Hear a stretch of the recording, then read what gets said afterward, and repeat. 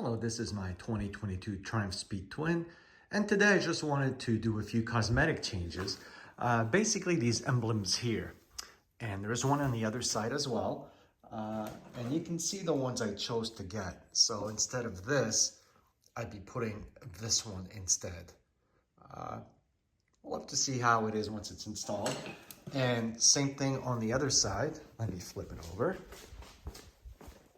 That's what's called the clutch cover here.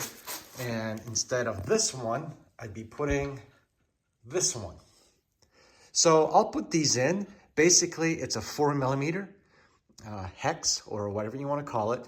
And you got to torque that to 4 Newton meters. So let me put those in and then I'll show you what that looks like. All right, well, this is it. So that's what it looks like once it's in. I'll note that once I took out the bolts, there was a little red gook on it. So I never know if that's thread lock or not. So I put a bit of blue Loctite on that. And on the other side,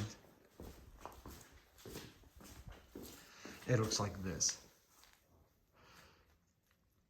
So it's a little more blacked out in that case. Of course, it's personal preference. They have a few different badges like that, styles. But in case you want to personalize it, not a bad way to go in that sense. All right, next are these headbolt covers. And what you can do is buy these caps. They say Triumph Motorcycle on them. This one's in gunmetal. There's different finishes, but basically you're looking at this.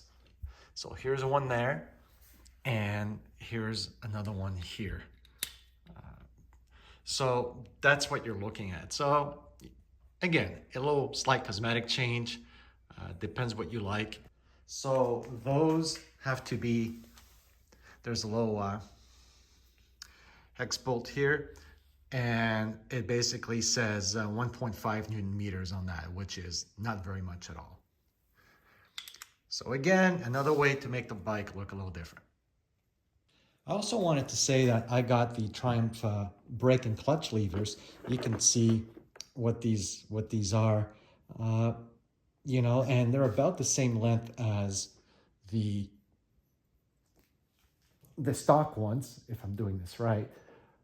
The issue I had starting with the brake lever, it's not like a typical install where you remove the nut underneath and you remove this and the whole thing pops off. It's still attached once you do that. And the instructions say you need this special Triumph tool, and there's a spring and there's a whole thing inside, and put it back in. You got to make sure everything's put back in. The tool, Triumph tool, is spaced exactly to put the spring back. If you don't, you may have to replace part of the assembly. So that's a little more complicated than I thought it would be, that piece. So I may have to check that out with the Triumph dealership. But just to let you know, they do make these. It's something if you want to, you know, put things a little more black on the bike, they're available. So putting all together now, so this is what I have. You can see the covers are here, the badge below. So that's what it looks like all put together. Note that I did redo my little dresser bars, as they call them. Initially in my previous video, I put the bottom one, I put this here, and it's supposed to go behind in here. So I redid these. And if you go on the other side, so you can see what the dresser bars look like now. If you go on this side, this is what it looks like on that side. So the caps right here, and then the badge right there. And the dresser bar as well, I had to redo and put behind in here. So that's what it looks like once it's all put together. So I've seen some comments asking about, you know, can you flat foot or how tall is the seat? I'm about 5'11". My inseam is about, say, a 31. And I wear 32 jeans, but 31, maybe a 30.5. And you can see I can flat foot. So let me put this here. So I can flat foot the bike, no problem. Even if I was a little taller, shorter, yes. I'd say maybe a 30, you can still flat foot.